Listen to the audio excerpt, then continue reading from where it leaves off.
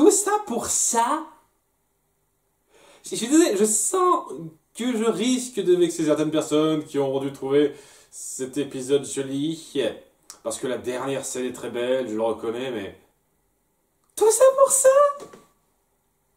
Vous nous avez teasé à quelques moments le mystère autour de cet être qui vit avec la mère de Luz, qui semble avoir son apparence. Qu'est-ce que ça peut vouloir dire? Est-ce une manipulation?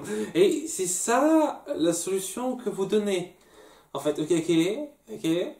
Je m'en fous, en fait. Je m'en fous royalement. Vous essayez de faire du petit drame ultra contenu dans un épisode.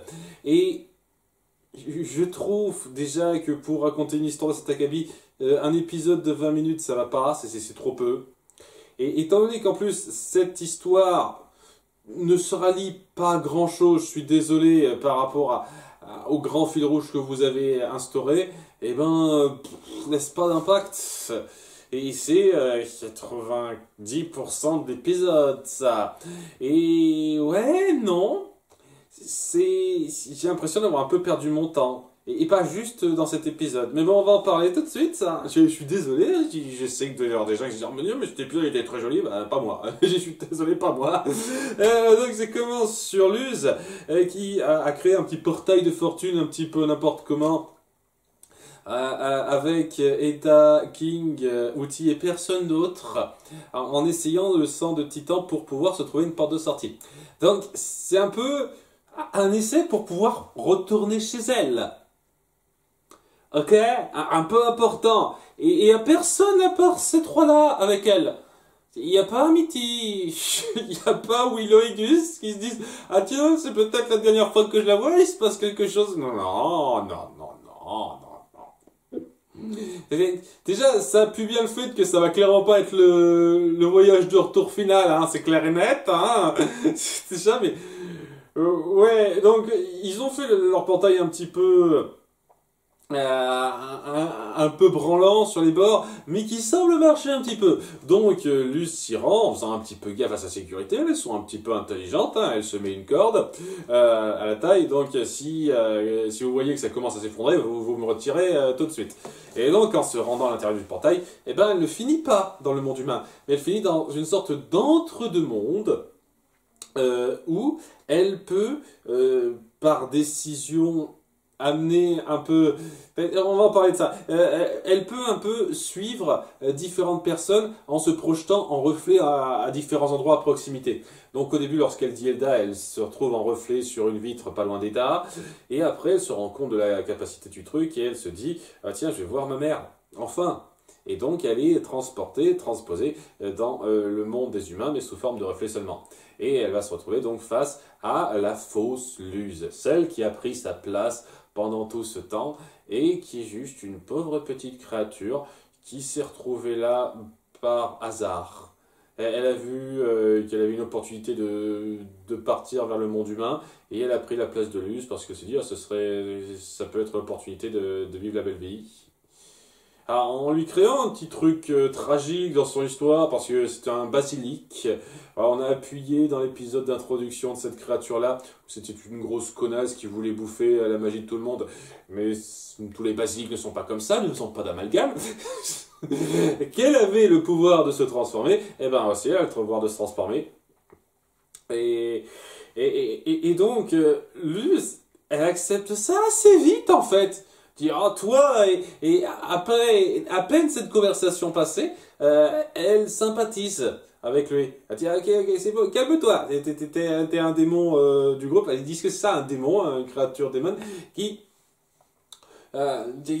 n'a pas l'air trop mauvaise de ce que je vois alors que je t'ai à peine vu. Et ouais, alors lorsqu'elle se dévoile, et ben Luz compatit, elle dit très bien, et écrit que pas de chat, pile au moment où elle se montre face à elle, elle commence à manquer de magie.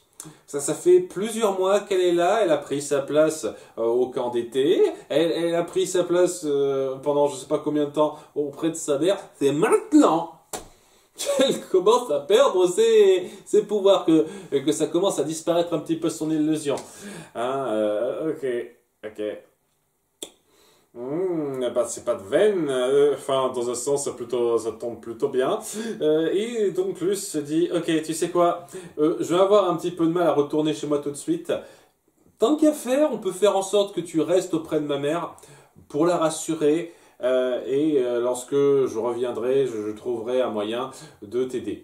Parce que, il va y avoir un moment qui est censé être un peu touchant dans l'absolu, mais étant donné que c'est clairement un personnage qui est pensé pour avoir sa petite trame d'un moment, et c'est pas avoir d'impact particulier, je suis désolé, ça n'a pas plus de poids pour moi, où elle dit ah, toi t'as quitté ta famille déjà existante alors que t'avais quand même quelque chose de plutôt sympa, alors que moi j'ai pas eu le choix, hein. Moi on m'a maltraité, hein, parce que la maltraitance animalière c'est un truc aussi de Bélos, c'est le connard fini qui fait que les trucs de gros méchants, parce que voilà, il veut étudier la magie donc il fait des trucs de gros méchants, voilà, il est très subtil, très profond avec ça en plus, ouais, j'ai quitté cette vie où on m'appelait numéro 5 euh, pour trouver une vie où je ne serais pas juste ça, une créature esclave ou qui finirait gros méchant qui veut manger tout le monde apparemment. Il n'y a pas des masses de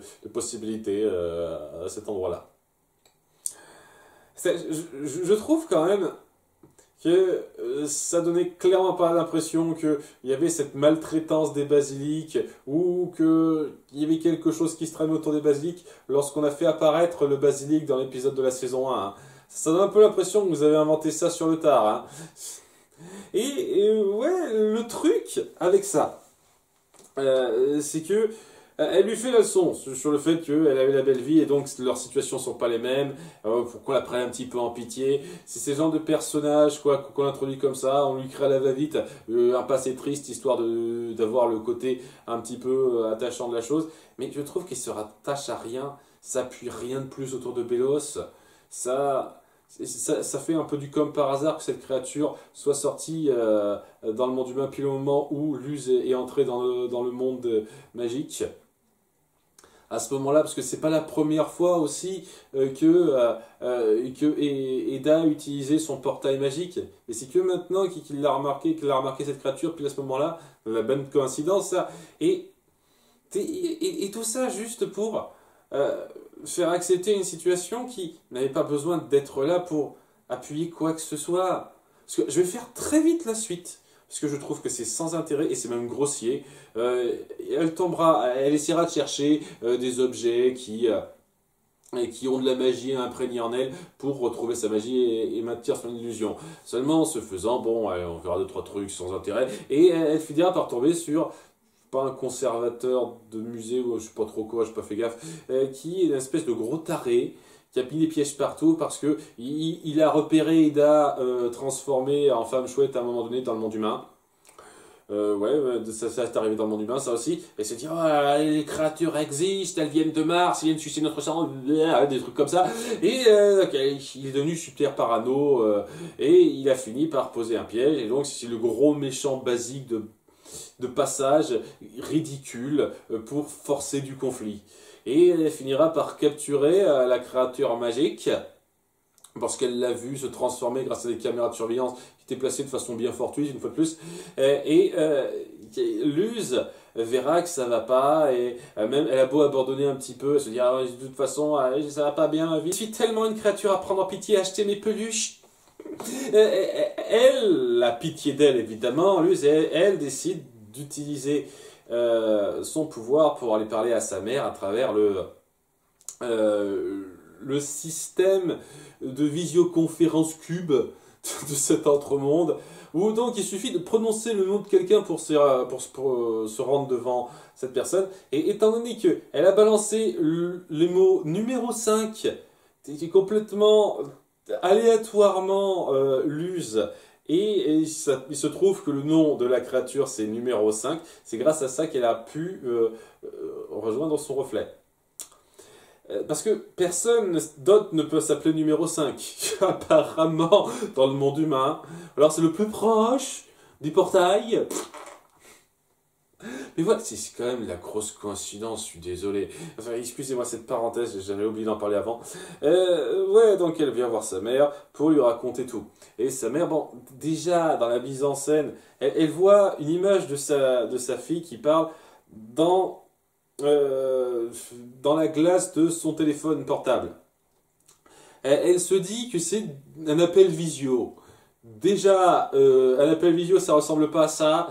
Le fait que tu remarques pas ça, c'est bon, c'est pas grave. Et donc, elle lui raconte tout. Elle dit, ah, c'est un jeu, tu veux faire avec moi là? Elle ne croit pas tout de suite, c'est juste, c'est un délire que tu t'inventes. Ok, je vais suivre ton petit jeu. C'est quoi? C'est une sorte de jeu de rôle grandeur nature, c'est ça, assez marrant. Et donc, lorsqu'il y a le mec qui se présente, elle vient le voir en disant, ah, je viens pour un ami, clin d'œil. Il croit qu'elle elle est vraiment là pour, parce qu'elle est du gouvernement, elle veut l'écouter.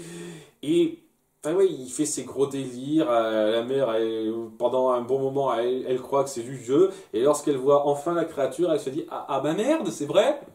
Et en l'espace de 30 secondes, elle l'accepte. Elle se dit oh, t'as l'air d'une pauvre créature, très bien, rassure-toi, je vais t'aider.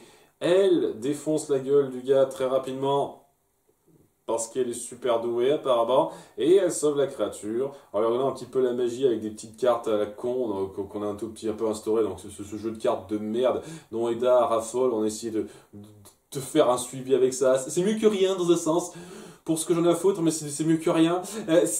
Voilà, elle a décidé d'adopter la créature en attendant, il n'y a pas de problème, elle accepte ça comme ça rapidement. Vous avez fait durer des mises en scène, des plombs pour amener certaines choses, mais là, cette acceptation, on l'a faite très vite. Et tout ça pourquoi? Pour rien. Je suis désolé, pour que dalle. À moins que cette créature joue un rôle dans des résolutions plus tard, ce qui à ce moment-là sera un plus.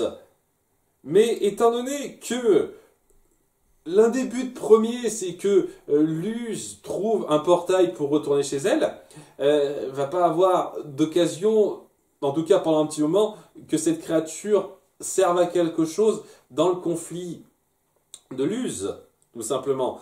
Et le fait que vous avez juste inventé une petite histoire parenthèse qui n'apporte rien au récit et qui joue sur le larmoyant facile. Et j'ai pas trouvé ça particulièrement prenant, j'ai même trouvé ça grossier, un tout petit peu insultant sur les bords. Vous avez instauré sur 2-3 moments assez intenses le fait qu'il y a quelqu'un qui a pris la place de Luz. Tu te dis, oh, qu'est-ce que ça veut dire? C'est quoi la signification de ça? Et c'est juste une créature au pif qui passait par là. Qu'est-ce que c'est une petite histoire dramatique, histoire de dire, mais voilà, elle passait par là. Et ça a servi à ce que, bah, je sais pas, la mère de Luz ne s'inquiète pas, elle ne fasse rien. Alors, moi je vais dire un truc, qu'est-ce qui aurait été plus fort que ça? Bah, tout simplement que cette créature n'existe pas. Que Luz ne soit pas rentrée chez elle, et qu'il y ait eu une période de quoi? 1 mois et demi, où la mère de Luz ait eu vent de la disparition de sa fille, et soit complètement bouleversée.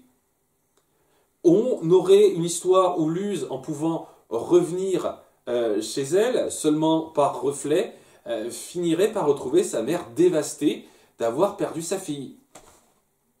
Et ça aurait été fort. Ça m'aurait véritablement ému. Pas ce truc facile, recopié sur pas mal d'histoires à la Haïti, à la con, très vite, qui casse pas la baraque, quoi. Ça aurait été fort. Mais non, c'est pas ce qu'on a. Et au bout du compte, toute cette histoire, tout cet épisode ne sert qu'à la dernière scène de fin qui est très belle.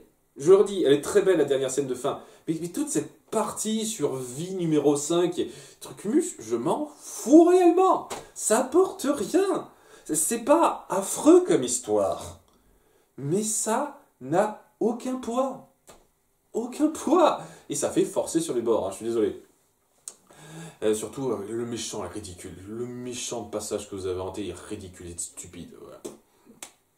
Donc, ouais, non, hein, j'ai envie de dire que c'est l'épisode le moins bon de cette saison 2 pour l'instant. Le mérite en revenait à l'épisode 1, qui était vraiment une intro pas fameuse de cette saison 2, mais alors maintenant celui-là a battu un petit peu. Hein. Alors, ça reste passable comme épisode, parce que la fin rattrape bien. La scène de fin est très jolie, et appuie vraiment davantage le petit tiraillement de notre héroïne. Parce que, alors que la mère de Luz parle avec elle et qu'elle affiche enfin qu'elle est un petit peu sur les nerfs, elle ne sait pas encore comment tout assimiler comme ça, elles se mettent à pleurer toutes les deux, elle finit par avoir cette conversation que Luce craignait, c'est-à-dire comment as-tu osé faire ça? Est-ce que ça veut dire que je ne te suffis pas? C'est pas assez bien avec moi? S'il te plaît, promets-moi que lorsque tu reviendras, tu resteras.